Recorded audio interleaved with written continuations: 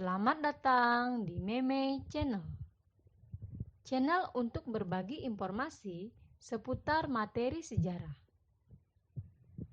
Untuk mendukung channel ini agar terus berkembang dan berkarya, jangan lupa ya untuk like dan subscribe. Meme Channel kali ini akan menjelaskan tentang materi organisasi regional. Sebelum lanjut ke materi, tahukah kalian apakah pengertian dari organisasi regional? Organisasi apa sajakah yang termasuk ke dalam organisasi regional? Dan apakah dampak dari keberadaan organisasi regional tersebut terhadap Indonesia? Agar lebih jelas, mari simak penjelasan berikut. Organisasi regional adalah sebuah organisasi yang hanya melingkupi daerah atau wilayah regional saja dan hanya diikuti oleh daerah-daerah khusus saja. Contohnya adalah organisasi APEC, ASEAN, dan yang lainnya.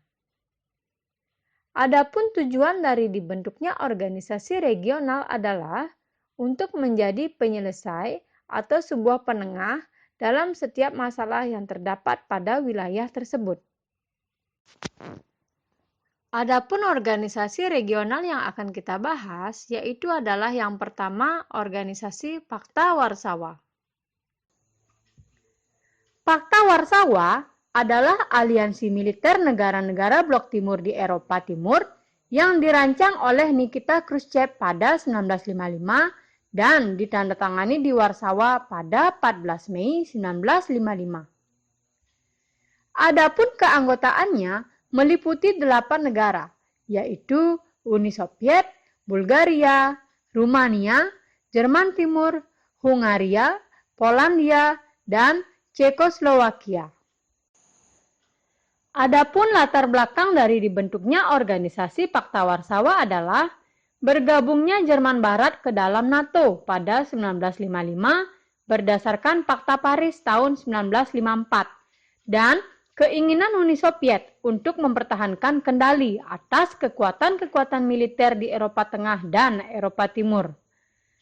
Tujuan utama dari Pakta Warsawa ini adalah mengorganisasikan diri terhadap potensi ancaman dari aliansi militer blok barat, yaitu NATO, the North Atlantic Treaty Organization, yang sudah terbentuk lebih dahulu pada 1949. Untuk meraih tujuannya, adapun strategi yang diterapkan oleh Pakta Warsawa yaitu secara ideologis, Uni Soviet merebut hak untuk mendefinisikan sosialisme dan komunisme dan bertindak sebagai pemimpin gerakan sosialis global. Kemudian secara geostrategis, Uni Soviet termotivasi untuk mencegah wilayahnya diinvasi oleh kekuatan Eropa Barat, seperti yang dilakukan oleh Nazi Jerman pada 1941. Kemudian runtuhnya Pakta Warsawa. Fakta Warsawa berakhir disebabkan oleh beberapa faktor berikut, yaitu pertama, dukungan rakyat di tiap-tiap negara anggotanya kecil sekali. Kemudian, berkuasanya orang-orang non-komunis di negara-negara anggota Uni Soviet yang membuat pengaruh fakta ini semakin melemah. Banyaknya musuh dari dalam organisasi itu sendiri juga menjadi salah satu faktor runtuhnya Pakta Warsawa. Kemudian, Moskow meninggalkan Pakta Warsawa. Kemudian semakin kuatnya gerakan solidaritas di Polandia. Runtuhnya tembok Berlin pada 1989. Kemudian tersingkirnya Partai Komunis Cekoslowakia. Jatuhnya pemimpin komunis Bulgaria, Todor Zhivkov. Kemudian jatuhnya pemimpin komunis Rumania, Nicolae Ceausescu.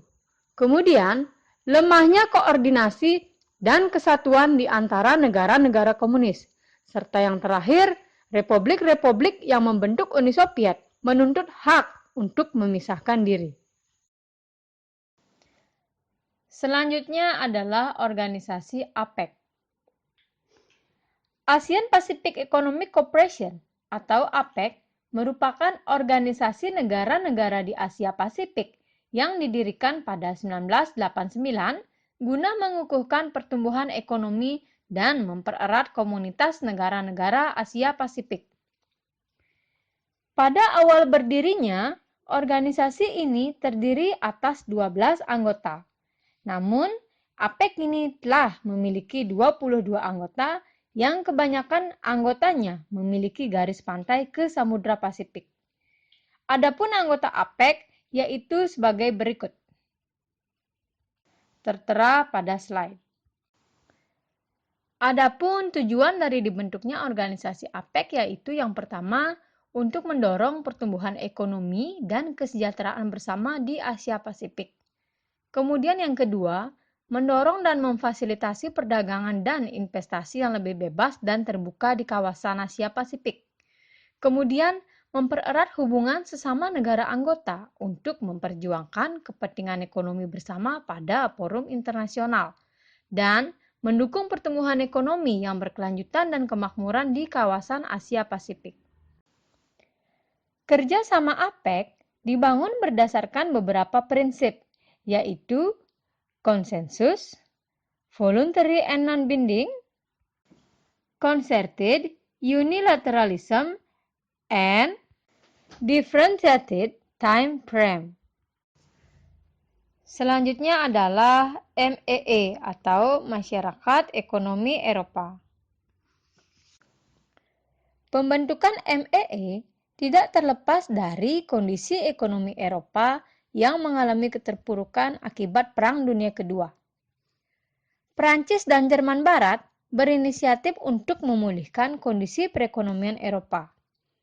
Pada tanggal 25 Maret 1957, kedua rekomendasi dari Paul Henri Spaak atau Menteri Luar Negeri Belgia disetujui Roma dan berlaku secara efektif sejak 1 Januari 1958 dan ditetapkan sebagai tanggal berdirinya MEE. Pada 7 Februari 1992, 12 negara anggota MEE menandatangani perjanjian Maastricht yang menyepakati perubahan MEE menjadi Uni Eropa atau UE. Adapun tujuan dari dibentuknya organisasi MEE yaitu yang pertama, mewujudkan integrasi Eropa dengan cara menjalin kerjasama ekonomi, memperbaiki taraf hidup, dan memperluas lapangan kerja. Kemudian, memajukan perdagangan dan menjamin adanya persaingan bebas serta keseimbangan perdagangan antar negara anggota. Kemudian, menghapus semua rintangan yang menghambat perdagangan internasional serta memperluas hubungan dengan negara-negara selain anggota MEE. Adapun struktur organisasi MEE adalah sebagai berikut. Yang pertama, Majelis Umum atau Dewan Eropa. Kemudian yang kedua, Dewan Menteri. Yang ketiga, Badan Pengurus Harian atau Komisi. Dan yang keempat, Mahkamah Peradilan. Selanjutnya adalah organisasi NAFTA atau North American Free Trade Agreement. Latar belakang terbentuknya NAFTA terbentuk dari hasil keinginan 3 negara untuk mewujudkan kawasan perdagangan bebas di kawasan Amerika Utara. Organisasi NAFTA bermarkas di Washington DC, Ottawa, dan Mexico City, dan sebagai zona wilayah perdagangan bebas terbesar kedua sedunia, setelah European Economic Area dengan konsumen sebanyak 365 juta jiwa di ketiga negara tersebut. Adapun tujuan dari dibentuknya organisasi NAFTA adalah yang pertama untuk meningkatkan pertumbuhan ekonomi dan kesempatan kerja melalui usaha penghapusan berbagai hambatan perdagangan. Yang kedua, menciptakan iklim untuk mendorong persaingan yang adil, meningkatkan peluang investasi, memberikan perlindungan terhadap hak milik intelektual, serta menciptakan prosedur yang efektif dalam penyelesaian perselisihan perdagangan di antara ketiga negara anggotanya. Selanjutnya, eksistensi organisasi NAFTA, yaitu yang pertama, Perjanjian Kanada-Meksiko menghilangkan hampir semua tarif, baik secara langsung atau selama 5, 10, 15 tahun. Tarif kedua negara tersebut berdampak pada perdagangan susu, ayam, telur, dan gula. Kemudian yang kedua, serangan terorisme pada 9 September 2001 mengalihkan perhatian tiga negara tersebut dari bidang ekonomi menjadi kerjasama pada bidang militer dan keamanan. Selanjutnya adalah organisasi CAPTA-DR atau Central America Free Trade Agreement Dominican Republic.